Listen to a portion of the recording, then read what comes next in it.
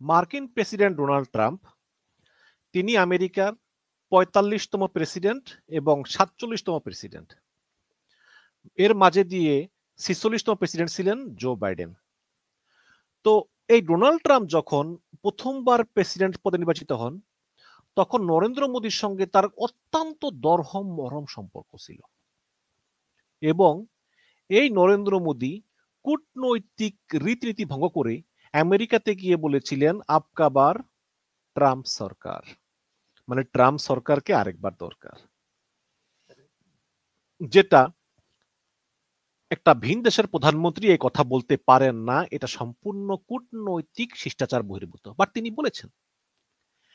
এবং যখন Donald Trump কমলা হ্যারিসের সঙ্গে প্রতিদ্বন্দ্বিতা করেন, তখন ভারতীয় নাগরিকরা এই ট্রাম্পের পক্ষে প্রচারণা চালিয়েছিলেন, তারা ক্যাম্পেইন করেছেন এবং তারা এই ট্রাম্পকে ভোটদানে উৎসাহিত করেছেন। বিশেষ করে আমেরিকান প্রবাসী ভারতীয়দের সবগুলো ভোট ট্রাম্প একচেটিয়া পেয়েছেন। এবং আমরা এও দেখেছি যে শেখ হাসিনা বলেছেন ফোন কলে তার কর্মীদেরকে যে তোমরা স্লোগান দিবা, সঙ্গে ট্রাম্পের ছবি রাখবা। তো যখন তারা ট্রাম্পের ছবিতে আক্রমণ করবে, তোমরা ছবি তুলে রাখবা, আমাকে পাঠাবা, আমার লোক আছে, এগুলা ওই ট্রাম্পের কাছে পাঠিয়ে দিব। মানে কি পরিমাণ ষড়যন্ত্র, কত আশা যে ট্রাম্প যদি একবার প্রেসিডেন্ট হয় তাহলে কিন্তু ইউনুস শেষ। কারণ ইউনুসকে ট্রাম্প পছন্দ করে না, কারণ ইউনুস হচ্ছে হিলারি শিবিরের লোক। তো যাই হোক, ট্রাম্প যখন প্রেসিডেন্ট হলো, তখন তো আর ভারতীয়দের এবং আওয়ামী লীগের মনে আনন্দ আর মানে ধরে না, কি আনন্দে গদগদ যে এবার নিশ্চয়ই কিছু একটা হবে। কিন্তু কি হলো? হলো লবডঙ্কা। ট্রাম্প প্রেসিডেন্ট হয়েই তিনি ভারতের উপর এমন এমন শুল্ক আরোপ করলেন যে ভারতের অর্থনীতি অনেক তলানিতে ঠেকে গিয়েছে। এবং শুধু কি তাই, আপনারা জানেন যে আমেরিকাতে যে টেক কোম্পানিগুলো আছে, বিশেষ করে গুগল, ফেসবুক, মাইক্রোসফট, এই সবগুলোতে প্রচুর ভারতীয়রা কাজ করে এবং আমেরিকার টেক কোম্পানিগুলো ভারতীয়দেরকে ভিসা দিয়ে নিয়ে যায়। এটাকে সম্ভবত HC1 ভিসা না যেন কি একটা বলে। এই ভিসার ফি ধরেছে $1,00,000। $1,00,000 ফি দিয়ে কেউ এই ভিসা নেওয়া কি সম্ভব? এটা সম্ভব না তো।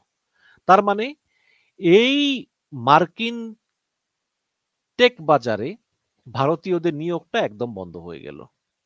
এখন বাধ্য হয়ে ওই মার্কিন টেক কোম্পানিগুলো তারা আমেরিকান লোকজনকে নিয়োগ দিবে, ভারতীয়দেরকে নিয়োগ দিতে পারবে না, কারণ এত টাকা দিয়ে তো কেউ নিবে না, কোম্পানি তো নিবে না, তাই না? কোম্পানিরও তো একটা খরচের ব্যাপার আছে। যেখানে কোম্পানি অন্য দেশের লোকজনকে, বিশেষ করে একজন আমেরিকান নিয়োগ দিলে, একজন ইউরোপিয়ানকে নিয়োগ দিলে এত টাকা পয়সার দরকার নেই।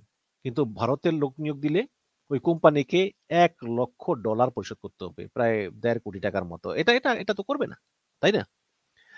তো এইভাবে বিভিন্নভাবে একের পর এক ভারতের বিরুদ্ধে বিভিন্ন শাস্তিমূলক নীতি ট্রাম্প সরকার নিচ্ছে।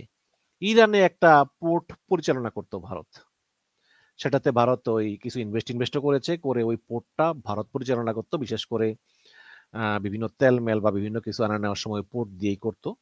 ওই পোর্টটার উপরে আমেরিকা নিষেধাজ্ঞা দিয়েছে, সুতরাং ওই পোর্টটা বন্ধ হয়ে যাবে এবং ওখানে জাহাজও ভিড়বে না, কারণ নিষেধাজ্ঞার ভয়ে। এতে ভারতের একটি বিরাট ক্ষতি হয়ে গেল। তো এরপরে আবার পাকিস্তানের সঙ্গে রিসেন্টলি ডোনাল্ড ট্রাম্প যেই দরহম মরহম শুরু করলো, পাকিস্তানের সেনাপ্রধানকে ডিনারে গিয়ে দাওয়াত দিল, এ সবই তো আপনারা জানেন। এবং পাকিস্তানের সঙ্গে বিরল খনিজ সম্পদ নিয়ে তারা অংশীদারিত্ব চুক্তি করে পাকিস্তানকে দিল 19% শুল্ক, বাংলাদেশকে 20% এবং ভারতকে দিল 50%। এরপরে তো শেখ হাসিনা বিভিন্ন ধরনের লবিস্ট নিয়োগ করছে, যারা ট্রাম্পের খুবই কাছের লোক। আমি এর আগে অনেকগুলো ভিডিওতে বলেছি যে লবিস্ট আর লবিস্ট, লবিস্টদেরকে মানে 2 মিলিয়ন পাউন্ড, 1.5 মিলিয়ন পাউন্ড, এরকম বিভিন্ন চুক্তির মাধ্যমে তারা এই লবিস্টদেরকে নিয়োগ দিয়েছে। এসব লবিস্টরা আবার ডোনাল্ড ট্রাম্পের খুবই কাছের লোক, কিন্তু কাজের কাজ কিন্তু কিছুই হয় নাই। কিভাবে হয় নাই? এই মার্কিন সরকার, বিশেষ করে ডোনাল্ড ট্রাম্প সরকার, বাংলাদেশের বর্তমান অন্তর্বর্তীকালীন সরকারকে খুবই পছন্দ করে, এতে কোনো সন্দেহ নেই। আপনারা জানেন যে ডক্টর ইউনূস তিনি নিউ ইয়র্কে গিয়ে একটা ছোট মিটিংও করেছেন, ডোনাল্ড ট্রাম্পের সঙ্গে একটা ছবিও তুলেছেন। যদিও আওয়ামী লীগালরা বলে সেই ছবি ভুয়া এআই দিয়ে তৈরি, কিন্তু আমি তা মনে করি না, এবং কেন মনে করি না আমি আমার ভিডিওতে আগেও বলেছি। এখন সেই বাংলাদেশকে নিয়ে মার্কিন যুক্তরাষ্ট্রের পররাষ্ট্র দপ্তরের একটা একটা রিপোর্ট দিয়েছে, মার্কিন স্টেট ডিপার্টমেন্ট। সেই রিপোর্টটা আমি যদি আপনাদেরকে যুগান্তর থেকে পড়ে শোনাই, বাংলাদেশ নিয়ে মার্কিন পররাষ্ট্র দপ্তরের রিপোর্টে যা বলা হলো, সেখানে কিন্তু বাংলাদেশের ভূয়সী প্রশংসা করা হয়েছে, এবং এটা আওয়ামী লীগ এবং ভারতের উপর আরেকটা আঘাত। সেখানে লিখেছে যে মার্কিন পররাষ্ট্র দপ্তরের 2025 সালের মানব পাচার বিষয়ক প্রতিবেদনে বাংলাদেশকে দ্বিতীয় স্তরে স্থান দেওয়া হয়েছে, এবং দেশে শাসন ব্যবস্থার পরিবর্তন এবং বিশ্বব্যাপী অভিবাসন চাপ সংশ্লিষ্ট চলমান চ্যালেঞ্জ সত্ত্বেও মানব পাচার মোকাবেলায় বাংলাদেশের উল্লেখযোগ্য এবং টেকসই অগ্রগতির স্বীকৃতি এটি। ওই প্রতিবেদনে বলা হয়েছে যে বাংলাদেশ সরকার মানব পাচার নির্মূলের সর্বনিম্ন মান সম্পূর্ণরূপে পূরণ না করলেও আগের তুলনায় এখন উল্লেখযোগ্য প্রচেষ্টা চলছে। বর্তমান সরকার পূর্ববর্তী প্রতিবেদনের সময়ের তুলনায় সামগ্রিকভাবে ক্রমবর্ধমান প্রচেষ্টা প্রদর্শন করছে, এবং সেই কারণে বাংলাদেশের অবস্থান এই তালিকায় দ্বিতীয় স্তরে।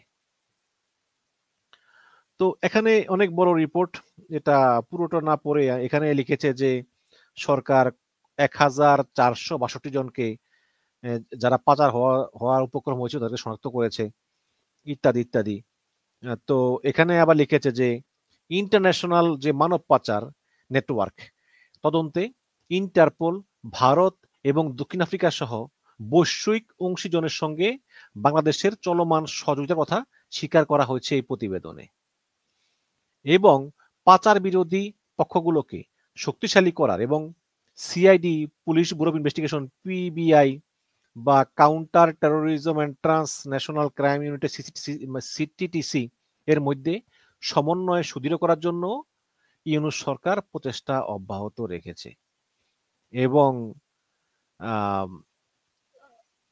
স্বরাষ্ট্র মন্ত্রণালয় 621.49 মিলিয়ন টাকা বরাদ্দ করে জাতীয় পরিকল্পনা অব্যাহত রেখেছে। মানে অনেক অনেক সুনাম।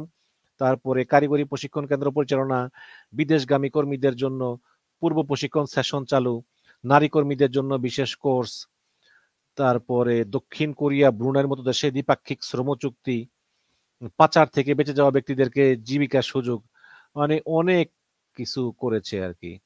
যে এবং পাচার বন্ধ করার জন্য বাংলাদেশ সরকার ভারত, নেপাল, শ্রীলঙ্কা, থাইল্যান্ডের সঙ্গে কাজ করতেছে। তো এটা বলাই বাহুল্য যে অত্যন্ত প্রশংসা করা হয়েছে এই রিপোর্টে, এবং আমি মনে করি যে মার্কিন যুক্তরাষ্ট্রের সঙ্গে আমাদের এই যে ভালো সম্পর্ক বিরাজমান, এই জন্য অবশ্যই ডক্টর ইউনূস ধন্যবাদ প্রাপ্য, এবং আমি আশা করব যে পরবর্তীতে যেই নির্বাচিত সরকার আসবে তারাও আমেরিকার সঙ্গে সেই সুসম্পর্ক বজায় রাখবে, কারণ আমরা আমেরিকার কাছ থেকে পাই, আমাদের রপ্তানির সবচেয়ে বড় বাজারই হচ্ছে আমেরিকা একটা একক দেশ হিসাবে।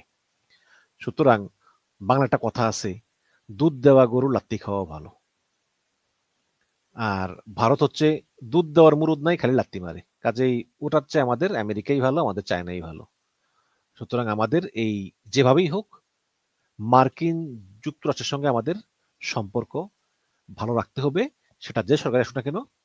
পরবর্তীতে প্রত্যেকটা সরকারই উচিত হবে আমেরিকার সঙ্গে সম্পর্ক ভালো রাখা, এর কোনো বিকল্প আমাদের হাতে আপাতত নাই। ভালো থাকবেন, ধন্যবাদ।